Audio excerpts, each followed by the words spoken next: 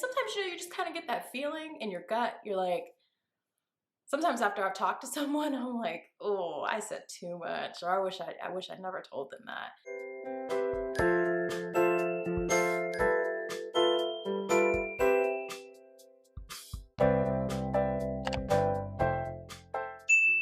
Hi, welcome back to my channel, and if you're new, welcome to the channel where we talk about mental health, self-care, self-love, and curly hair. Plus some vlogging that hasn't been happening, but hopefully soon some vlogging. Yes, welcome to my channel. If you are not already subscribed, do so. Subscribe to the channel. You will not regret it. And happy Valentine's Day. If you're watching this on Valentine's Day, happy Valentine's Day. So, today's gonna be the second part of the Embracing Self-Love series. So the first video, if you haven't watched that, I would highly recommend watching the first video. It's just kind of about being in your single season and validating some of those feelings about being in your single season.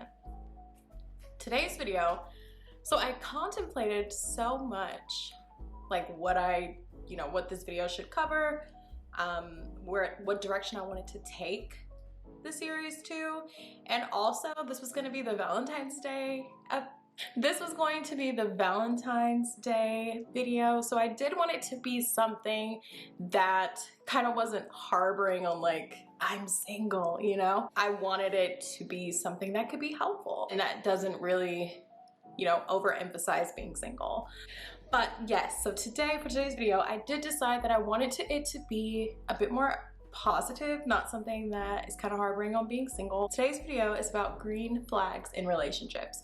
I feel like a lot of times we focus on, people talk about red flags, we focus on red flags, but it's important to highlight and emphasize green flags.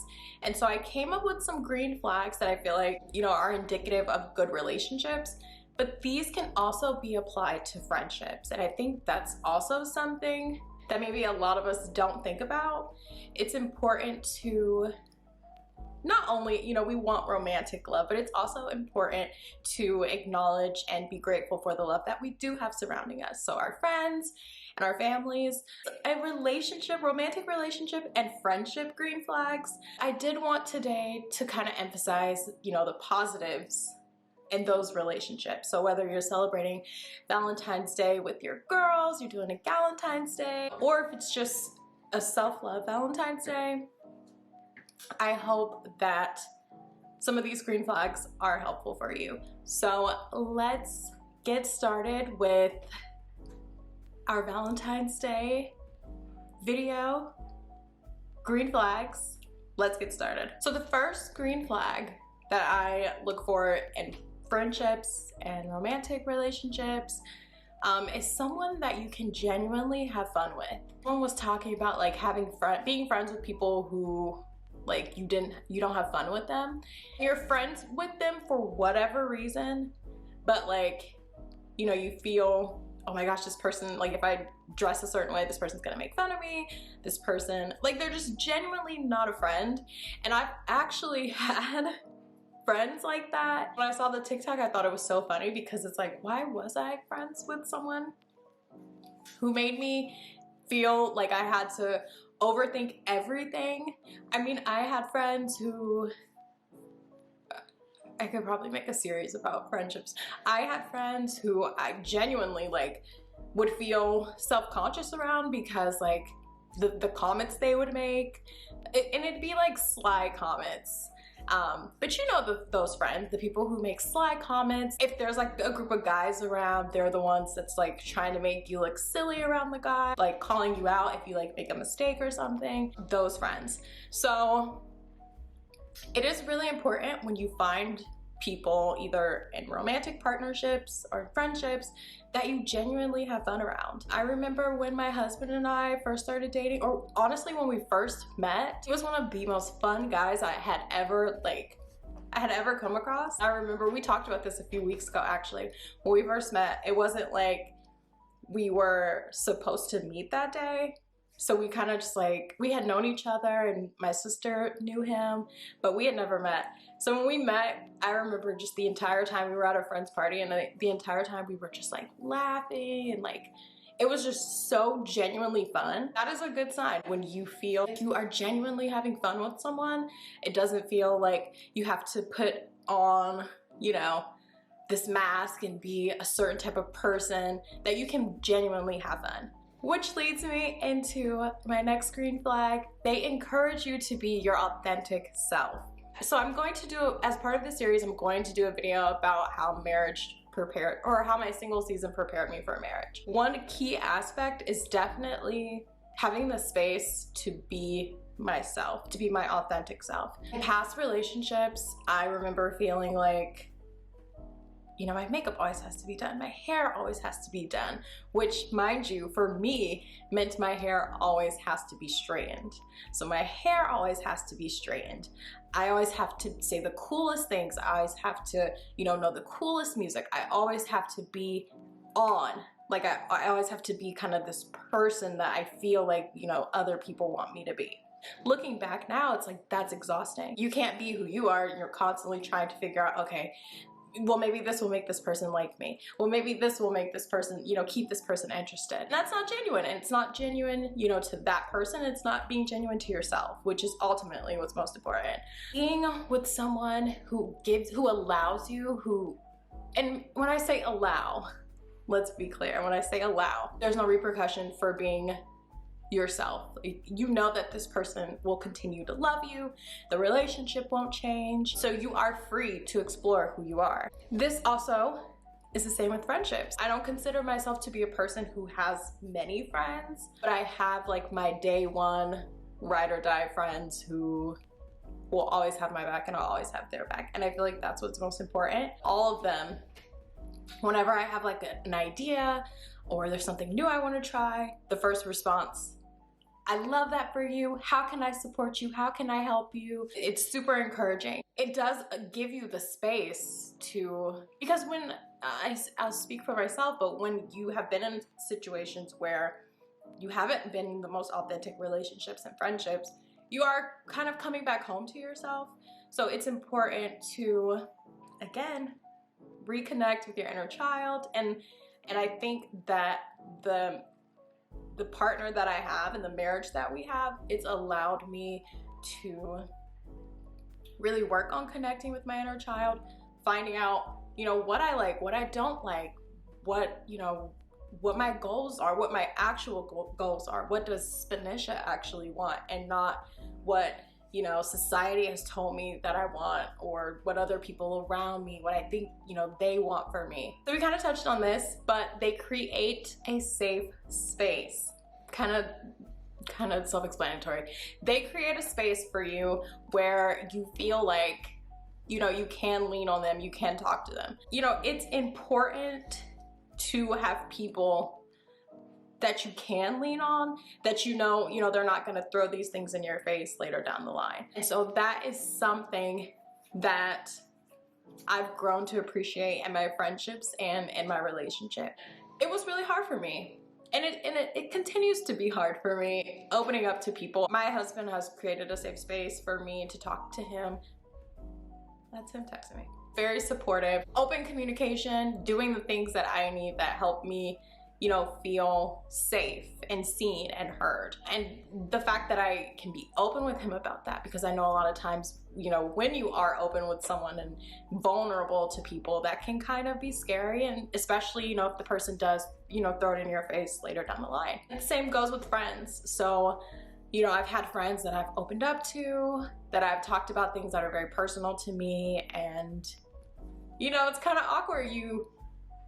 They either throw it in your face or bring it up again.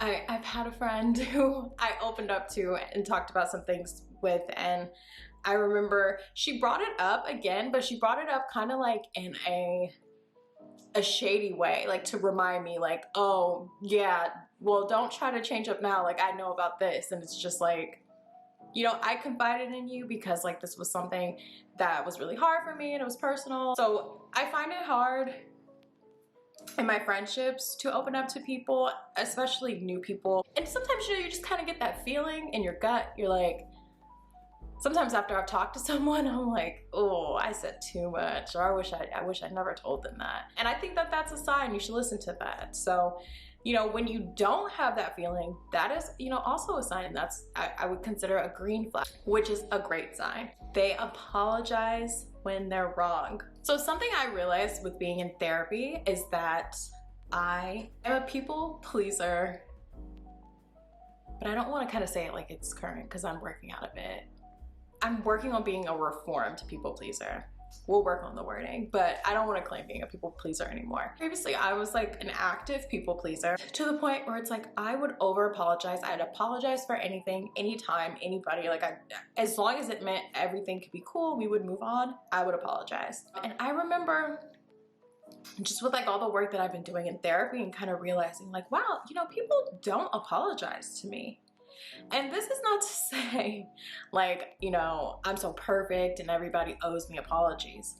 But in situations, I think that I created, an environment where people felt like, oh, okay, well, like she's gonna apologize. Also like muscle memory, you know, they just, people didn't do it to me. And this is not to say no one has ever apologized to me, but just, you know, around me, I kind of created the environment of like, oh, you know, I rushed to apologize. That was just something that I did. And so recently I've been very mindful about that because, you know, I was talking to my sister and it's like, even me doing that, thinking that I was doing something that was helpful, that I was doing something that was positive, it's also, you know, not so genuine to apologize just, you know, so people can move on, so things can move on, because apologies should be genuine. And apologies, you know, if I'm saying, you know, I apologize for something that I necessarily didn't do, there's no way that that apology can be genuine. The intention of the apology is more so what I mean. I realized, I'm like, people really don't ever apologize to me. And there are a few apologies that I feel like I'm still owed, but it's fine because I've learned to live without those apologies. But what I do moving forward, I don't just mindlessly apologize. I'm very appreciative of the people who apologize to me. And I know that it can be hard. It can be hard to apologize, but I think that that's definitely a green flag, people who are willing to apologize, because it does take some humbling and being vulnerable, and also just some self-acknowledgement of like, you know, I'm in this situation, I owe this person the dignity of an apology. So I think that people who are willing to apologize, whether they be friends or romantic partners, that is definitely a green flag for that relationship. They are positive and supportive. I feel like that kind of ties into all the green flags I've noted, but I do think that it needed to be mentioned on its own. Support looks different for all of us. What we would determine, you know, being support, what we would need as support. So I think that it is important to have some people, to have people around you who support you, people who see your potential, who like you really are at your core even when you don't. So I've had definite lows in my life where, you know, my friends have really picked me up and like, you know, just poured love into me. And sometimes I look back at those moments and I'm just like,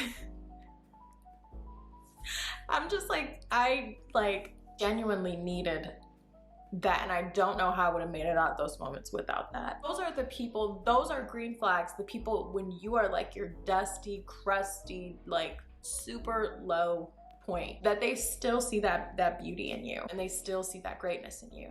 And all of my best friends, they have all pulled me out of dark places. Even if it was at different times or different phases of my life, they've all pulled me out of dark places in my life, and who speak life into you, because that's important. Life and death lie in the tongue.